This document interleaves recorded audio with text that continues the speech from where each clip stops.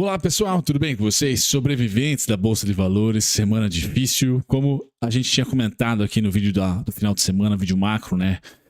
Com essa viagem do Lula para a COP, não vamos ter nenhuma notícia agradável para a Faria Lima, tampouco para nossas aplicações financeiras, e estamos naufragando aqui devagarzinho na Bolsa. E eu postei um vídeo, pessoal, recente, dizendo assim, olha, a queda não é novidade. E foi um vídeo, como vocês têm percebido aqui do canal, que eu replico dos conteúdos que são gravados comigo lá no TC. Então, todo dia eu participo do TC, do Morning Call deles, do grupo TC lá, chama Expresso da Manhã, a Rádio TC no caso, e eu tenho as minhas participações e muitas das vezes eu utilizo esses conteúdos que eu crio lá para repostar para vocês. Pois bem, recebi feedbacks construtivos aqui, dizendo que acaba sendo um desserviço porque eu demoro para postar, e é verdade, tem delay os vídeos, então eu gravo hoje e vou postar amanhã para vocês, porque eu já tenho uma grade própria aqui dos vídeos que eu gravo para o canal somente com exclusividade. E bom, recebi essa crítica e beleza, eu não vou mais repostar os vídeos do TC, talvez um ou outro num final de semana eu poste ali para engordar a minha grade, ou utilize com a única regra, caso eu seja gravado no TC, como todos os dias sou, eu tenho que postar no mesmo dia que eu gravei, mesmo que depois do pregão. Então, obrigado por terem comentado no vídeo. Esse vídeo aqui é uma resposta ao vídeo da hora do almoço, vídeo do dia 17 mesmo, que eu postei lá, ó, a queda não é novidade. Só que esse vídeo está sendo feito no dia 17, vou deixar na thumb aqui, dia 17/11, e eu vou falar sobre dólar, sobre Ibovespa, esse gráfico feioso que vocês estão vendo, o meu cenário. Por que eu falei que, olha, a queda não é novidade? E a gente vai percorrer de novo pelo dólar, pelo índice, por quê? Pelo índice Ibovespa, para deixar vocês calmas em relação a esse período, tá? Eu comecei a investir, pessoal, e aqui eu começo o vídeo com esse, vamos dizer assim, né, uma autoajuda. E espero que seja uma ajuda compartilhada, pessoal. Eu comecei a minha carreira como investidor, eu estava em Bauru, jogando em Bauru e Campinas, fazia aquele meio a meio lá quando o Campinas fez uma parceria com o time de Bauru. Eu comecei a investir aqui, ó, exatamente aqui, final de 2010. Então eu peguei toda a queda do Ibovespa como holder, comprei Petro a 20 e lá vai fumaça, comprei a Vale, se não me engano, a 32 ou 34, via Vale ia a 14, se eu não me engano, via Petro com certeza ia a 4,10, eu lembro de ser 4,10, 4,12, algo em relação a isso. E dentro desse período aqui, as duas únicas ações que realmente valorizaram a minha carteira foram a Edu, que depois veio a virar o grupo Croton, então a Anguera na época, e veio a ser grupo Croton, e a Drogasil, que fez a fusão com a Raia, mas já como Drog 3 ia bem. Foram as únicas duas grandes ações que eu tive que fizeram com que o movimento delas não refletissem, por exemplo, a lameira que foi o Ibovespa. E muito do que é o Ibovespa, ou melhor, do que foi o Ibovespa há uma década atrás, quando o Brunão começou, final de 2010 ali, eu comprei ações da CPFL, porque eu estudava ao lado da CPFL e tive um seminário com RI da CPFL, logo depois fui fazer meus primeiros cursos, tá? Lá em Campinas ainda, naquele momento. E aí, enfim, não vou contar a minha história de novo, já tem histórias minhas contadas aqui em vídeos anteriores, mas pessoal, muito daquele Ibovespa, tá? É parecido com o Ibovespa de hoje, tá? Ou seja, bancos e commodities. Bancos e commodities e uma ou duas indústrias como uma VEG, uma Ambev, por exemplo, com grande peso ali.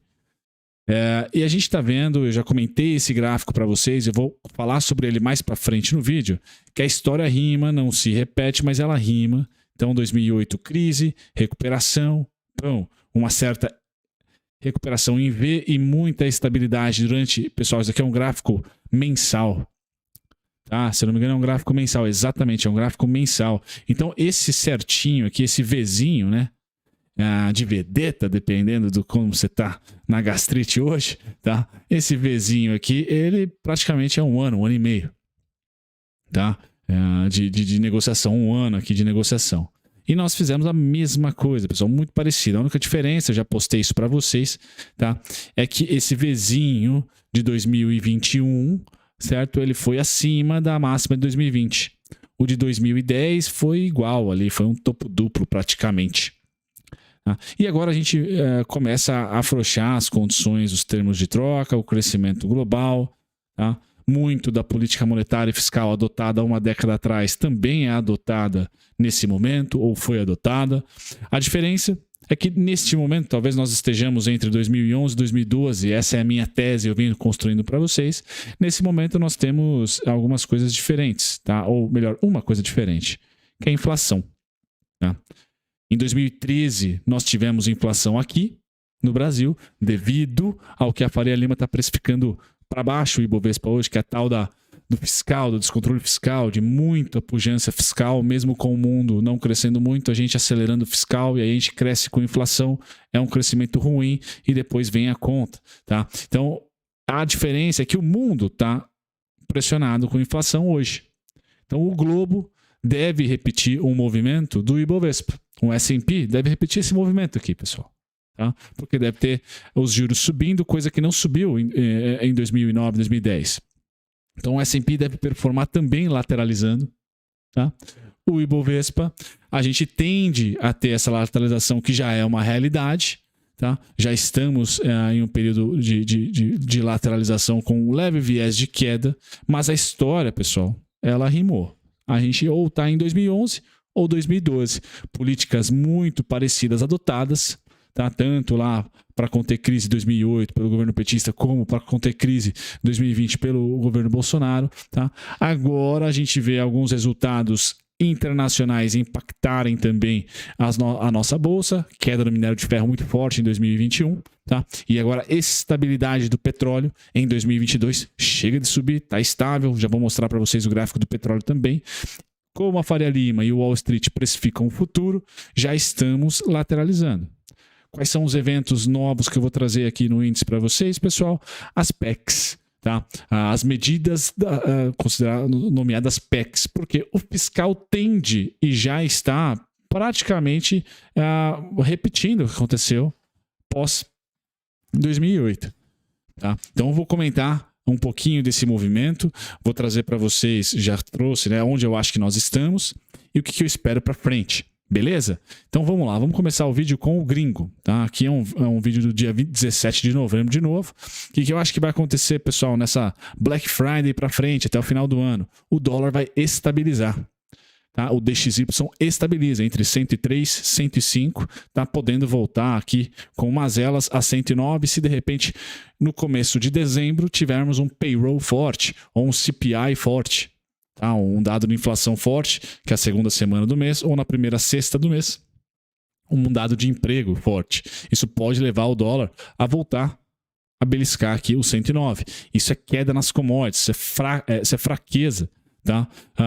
Para as commodities. Mas o dólar já deu uma enxugada de 114, quase 115, para o 105, pessoal. Ou seja, a última variável macro que estava dando um estresse danado para o mundo era o dólar. Todo mundo tem dívida em dólar. As commodities são precificadas em dólar. Então, esse cara aqui é inflacionário também. Assim como o nosso dólar, infelizmente agora subindo, é inflacionário também. Tá? Por isso que qualquer governante tem que governar para todos. A Faria Lima também tem que ser posta no plano de governo, porque eles precificam os juros, eles precificam o dólar, e isso é sinônimo de carnezinho mais caro para Magalu, por exemplo, e é sinônimo de alimento mais caro também para todos nós.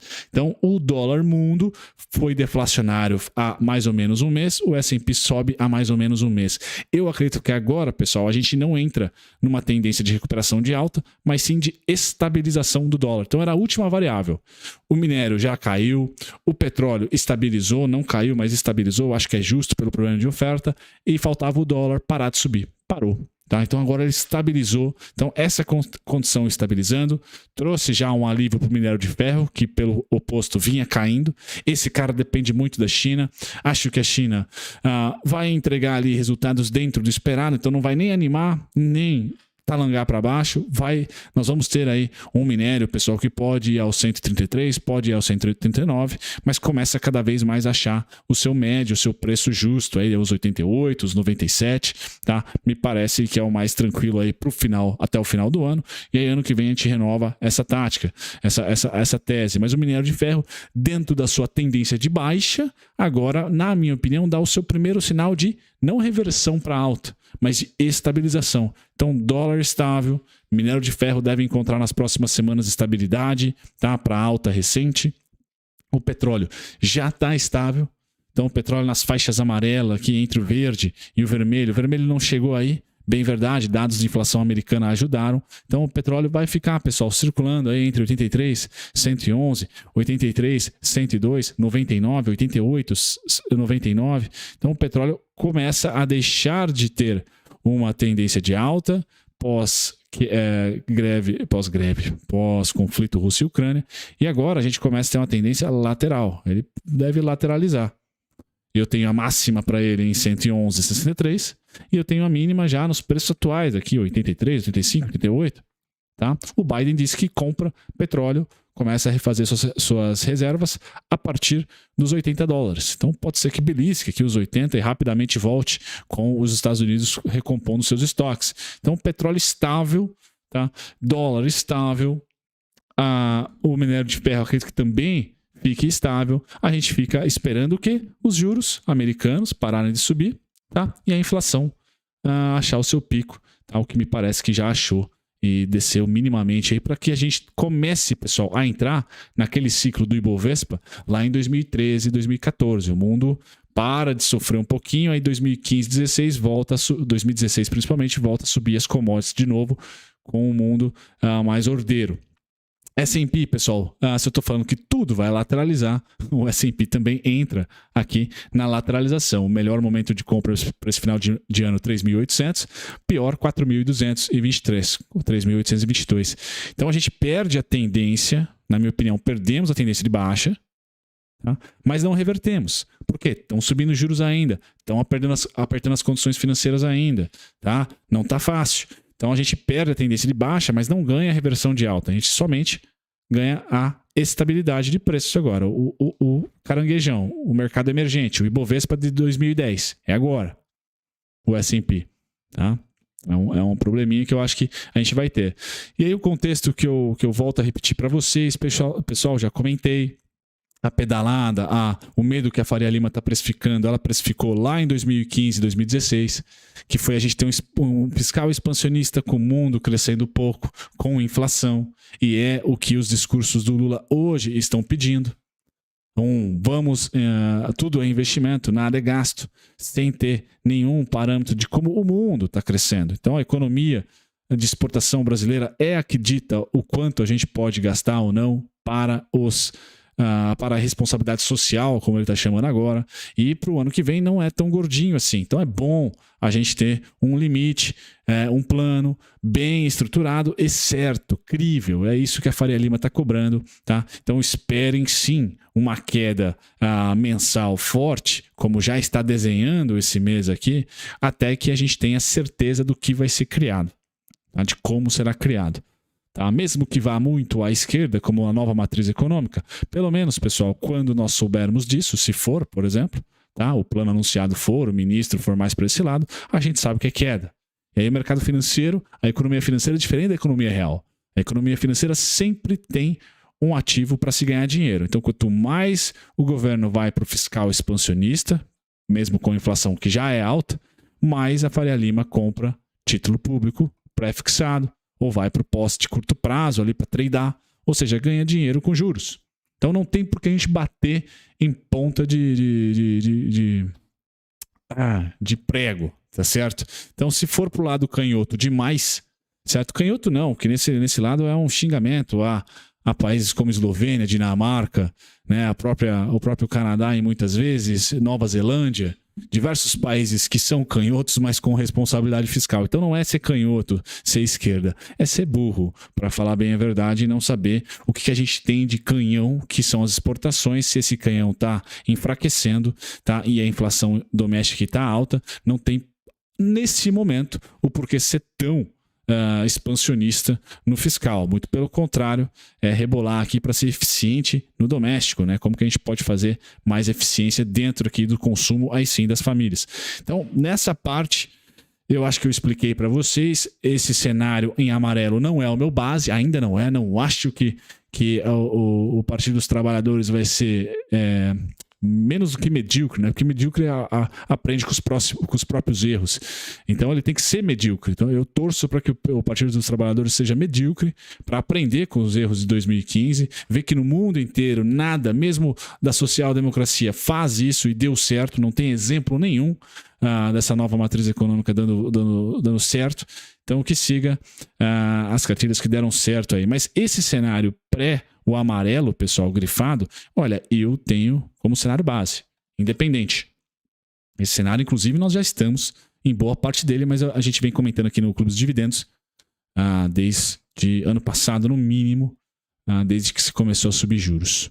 Beleza, pessoal? Bom, feito isso, né, eu tenho os alvos do Ibovespa aqui para longo prazo. Tá? Eu tenho um alvo aqui em cima também de 124 que eu vou passar para vocês, que é o alvo otimista, e que é o alvo, inclusive, que eu achava que nós iríamos bater no mínimo. Aqui é o Ibovespa Cash, não é o contrato futuro. Eu já passo para vocês o contrato futuro. Se eu não peguei, depois eu trago para vocês. Mas eu tenho ainda para o Ibovespa, pessoal, pós-PEC, a possibilidade no curto prazo beliscarmos aqui o 122. Tá? Beliscarmos o 122. Por quê? Na minha cabeça, o dólar se enfraquece ano que vem, porque dados econômicos dos Estados Unidos vão começar a esfriar. E o Fed vai estar com um juros interessante por lá. Então o mercado perde atratividade, fica lateral, o S&P, caranguejo como o Ibovespa de 2010 e 2011, e as commodities têm um rápido rally. Então eu ainda acredito num rápido rally das commodities. O petróleo é o 111, o minério é o 130, eu ainda acredito rápido rally com a queda do dólar, com essa história de queda do dólar. Tá? Se isso acontecer, a gente belisca sim, tá? Tardiamente, o 122.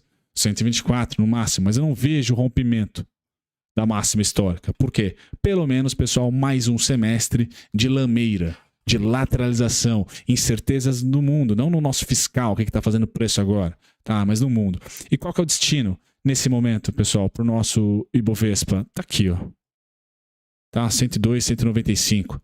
O Ibovespa, esse não é o cash, esse é o cash, perdão. Deixa eu ir pro Ibovespa nosso aqui, ó. Então, esse é o gráfico do Ibovespa futuro, que dá para ser tradeado. Então, quando eu falei para vocês que a queda atual ela não é novidade, por isso, pessoal, o mercado tem uma maneira de precificar PECs, que são expansão do fiscal. Faria Lima é fiscalista, não importando Jair Bolsonaro ou Lula lá, ela bateu nos dois. Tá certo? Você pode falar que a Faria Lima era amiga do Paulo Guedes, mas durante boa parte do governo, principalmente depois da primeira PEC, a segunda foi a PEC dos precatórios, eu esqueci o nome da primeira, mas enfim, pós-PEC dos precatórios ou pós-PECs, foi muito mais centrão do que Paulo Guedes, o governo, e a Faria Lima precificou isso nos juros, precificou isso no dólar, já vou mostrar para vocês no dólar como ela precificou, mas está aqui, ó, no índice futuro, pessoal, dessa maneira, PEC 1, PEC 2, tá? Essa PEC 1, você pode falar que, nossa, a queda foi bem maior, mas aqui foi o cavalo de pau nos juros. Tá? Então ficou difícil imaginar, começar aqui a pernada da PEC. Eu vou mais pela data, né, que é outubro, novembro, que foram ali os meses que antecederam a batida de martelo, assim como a PEC eleitoral, que foi junho, julho, que antecedeu o martelo. E agora a gente está, pessoal, em novembro, dezembro tem que bater o martelo da PEC, senão não é transição, vira uma PEC do próximo governo. Tá? Então o que eu estou esperando? Estou esperando por esse movimento aqui, ó, de uma quedinha a conta gotas.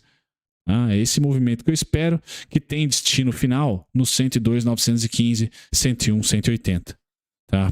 Para mim, de lá não passa, apesar do juros estar pedindo a passagem, literalmente. Certo, pessoal? Dólar, também contexto. Vou trazer contexto para vocês. E aqui, deixa eu ver quantos minutos. 18 minutos, pessoal. Vamos lá. Esse vídeo vai ser um pouco mais comprido, mas eu só faço ele uma vez por semana, que eu vou tentar manter. Dólar, quando a Dilma empinou os juros lá em 2015, 2017, para tentar conter a inflação do fiscal expansionista, ou seja, é aqui que eu espero que o Partido dos Trabalhadores seja medíocre, no mínimo. Aprenda com os próprios erros, porque aqui é quando ela tentou crescer a fórceps. Tá? E mesmo com a inflação, e não dá certo. Você dá dinheiro com um lado, mas cobra mais pelo produto do outro, fica elas por elas. Então, nesse momento, é onde o fazedor de política pode utilizar aqui instrumentos da Faria Lima para ajudar. Tá? Então, é uma queda. Nós tivemos o mesmo movimento pós-crise de 2020. Queda. Por quê? Juros altos.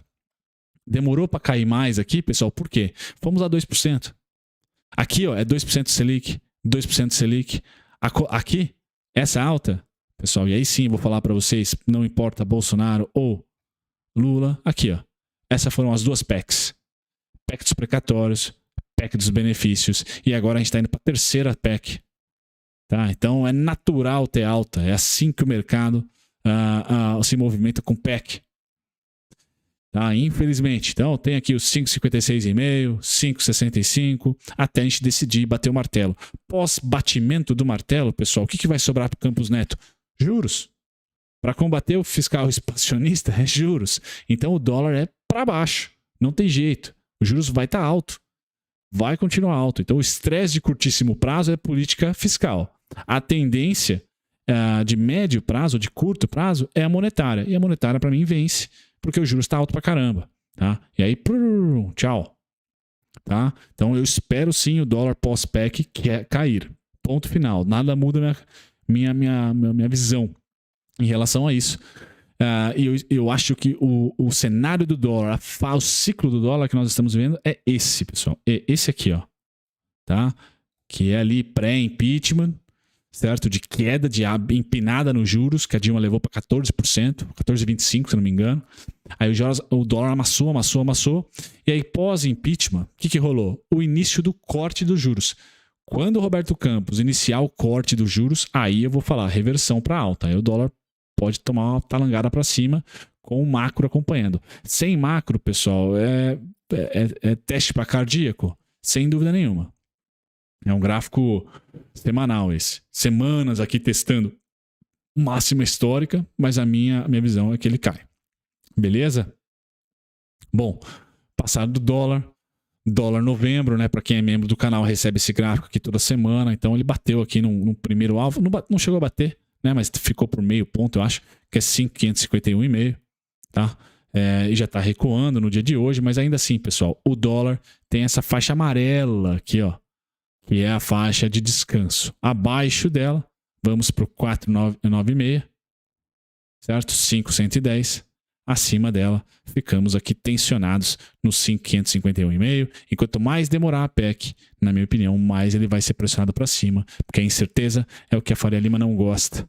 Certo, pessoal? É o que a Faria Lima não gosta. Então, eu finalizo essa parte de resumo, pessoal, e peço perdão aí pelos vídeos com delay, tá? Eu aproveito os conteúdos que eu crio lá no TC para repassar para vocês. Me ajuda aqui também a compor a grade de conteúdo, mas o feedback é válido, certo? Muito válido. Eu vou ver se eu consigo fazer algum conteúdo especial para vocês para Black Friday. Ver se eu consigo criar alguma coisa de autoria própria. Eu sei que vocês têm me pedido aí alguma coisa mais Bruno Mazzoni Futebol Clube. Mas esse é meu cenário. Eu acredito que, concretizada a PEC, nós ainda temos mais um rally nos esperando, porque foi assim que a história nos conta recente. Pós-PEC é um dilúvio, porque a política fiscal expansionista, o mercado está viciado nela, de curto prazo faz sucesso. Ou seja, bolsa para cima, dólar para baixo. Tá? Agora, no médio prazo, a gente deve ter os dois para baixo. Bolsa para baixo e dólar para baixo. Tá? No curto prazo, para não dizer médio, que médio talvez vá para 2025 já. Então, curto prazo, a gente deve ter a bolsa lateral para baixo e o dólar mais para baixo do que lateral, tá? O dólar deve invadir aí a casa dos 5 para baixo, tá? Pelo menos é isso que eu espero, porque o Roberto Campos não vai cortar juros tão cedo, tá? A dinâmica de médio prazo, de curto prazo do dólar é de juros forte e dólar fraco, né? É isso que a gente deve pensar, por mais que eleições e as PECs tenham colocado a gente com os dois para cima, né? Uma loucura. Muito ruim para a economia real. O carnê fica mais caro, como eu falei, das prestações flutuantes e também os alimentos. Mas é isso que está acontecendo. Brasil, pessoal, quem sobreviveu a 2020, tá? Quem sobreviveu a 2022 já tem uma baita bagagem. Se você entrou no período do impeachment, eu entrei em 2010 como investidor, mas como técnico, grafista, 2015, 2016 eu comecei a aprender gráfico. Então eu vi um ciclo de baixa terminar, iniciar um ciclo de alta. Não é uma crise diferente, ela se repete, pessoal, ela rima. Então as oportunidades são geradas agora, de você acumular agora e olhar por grandes fundamentos do balanço da companhia, né? O que ela está entregando. Tem fluxo de caixa livre? Né? Tem fluxo de caixa livre? Ponto 1. Tem dívida pré-fixada? 1.2, tá? Já que pós-fixado tá uma loucura, tá? Mas tem dívida pós-fixada, dá uma olhadinha para qual é o vencimento, tá? Porque as coisas tendem a acalmar no curto prazo. E a gente vai tocando o barco, sempre que espirrar de um lado, tem outro, tá? Como ouro, pode ser, o dólar vai cair, como eu tô chutando aí pro ano que vem o dólar mundo, né? Poxa, ouro finalmente vai começar a performar, tá? Os emergentes vão ter ali um rápido rally das commodities? Sim, eu acredito. Montem a sua tese, eu tenho a minha. Tentei passar para vocês aqui qual é a minha tese. Economia financeira sempre tem onde investir. Sempre tem onde investir, pessoal. Sempre, sempre, sempre. Tá? Diferente da economia real. Tá? Diferente da economia real, que quando as coisas azedam para todo mundo e dificilmente vai ter um setor ali triunfando. A economia financeira, pô, você está querendo ser expansionista com inflação alta? Beleza, eu vou comprar seus juros. Tô pedindo a inflação mais 7, só assim que eu te financio, o governo. Tá assim hoje, tá? E aí todos os encargos de dívida do país, do Estado ficam mais caros e vocês não tenham dúvida que isso tá no ouvido de quem vai assumir. Vocês não tenham dúvida disso, pessoal. Agora, não pode perder o pragmatismo. Caiu e a sua empresa gera lucro, tem fluxo de caixa positivo, líquido ali, maravilha. Olha, é a oportunidade que talvez a gente esteja vivendo, que eu não digo 2016, para já explodir, mas aos poucos aumentar os aportes com essas quedas, principalmente de ação de valor, pessoal, não de crescimento, de valor. Tá? Como eu falei, né? Ambevs e bancos e commodities são cíclicas, mas Ambevs e bancos não. Tá? Então, esse tipo de empresa, antes que não é cíclica, que tem ali uma demanda pelos seus produtos e serviços inelástica, a força, a pujança ou não econômica, é realmente um momento de ouro, tá? Que a gente pode estar vivendo. Então, pragmatismo acima de tudo. Em relação aos small caps, a partir do momento que bater o martelo dessa PEC, pessoal, deve se performar do mesmo jeito pós-PEC dos benefícios. Então, eu termino com o gráfico da Magalu, por exemplo, que está nos meus pontos aqui. Caso a gente bata esse martelo aí da PEC dos benefícios, ó, até a PEC dos benefícios, a Magalu só caiu. Bom, tá? Aí os juros parou de abrir, pós-PEC, aconteceu o quê? Bom. Não perdeu, a Magalu não reverteu a tendência para alta, mas ela começa a entrar. Se o Roberto Campos e o Palácio do Planalto em 2023 estiverem azeitados, tá? Não estica muito a fiscal aqui, que eu também não estico os juros. Se estiver azeitado, pessoal, chegamos no fim do ciclo de Selic. Então, a tendência de queda tende a terminar. Tá? E agora a gente entra numa lateralização, que é ótima para quem? Para o acumulador. Voltem lá para 2013, 2014, 2015 e vejam o papel ou o movimento dessas ações naquele momento. Principalmente entre 2015 e 2016, pós-choque de inflação ali. A gente deve ter aquele mesmo movimento, muita lateralização, você não vai ganhar dinheiro no curtíssimo prazo, mas vai aumentar a sua base acionária, tá? E aí quando as coisas andarem para o norte, você não precisa mais ficar correndo atrás todos os meses para comprar caro, mais caro, mais caro. Você já vai ter feito aquela gordurinha. Beleza, pessoal? É isso. Que eu queria dizer, então, um vídeo aqui pedindo desculpas pelo né, repassar aí conteúdos com delay, e também eu vou tentar criar para vocês algo especial para Black Friday. Um grande abraço, tchau, tchau.